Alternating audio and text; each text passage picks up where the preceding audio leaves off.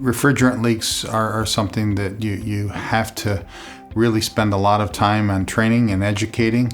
It's about training your people and training them right and inform and show them. It's kind of a show and tell thing along the whole way. A lot of what we do is just, again, going back to training, drilling down on proper technique, show and tell.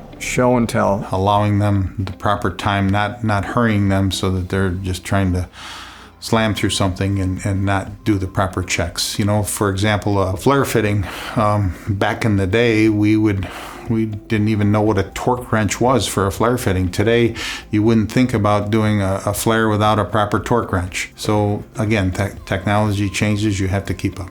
When you have a small, teeny, tiny leak, so small, how do you identify that? So when they're obvious, you'll see refrigerant oil on a fitting, maybe a bad press fitting, maybe a bad flare, something happened.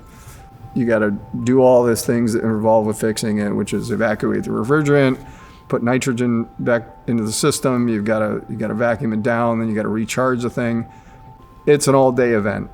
So no one wants to hear that a leak has occurred, because we all know it's going to take us all day and we've lost 8 hours of billable time because we're fixing something. So really, really important that you're fitting up stuff correctly in the first place. That's a big deal. It's a no-win for anybody when you have a refrigerant leak. So it really pays to spend the extra time and make sure you've done a thorough job, a proper job.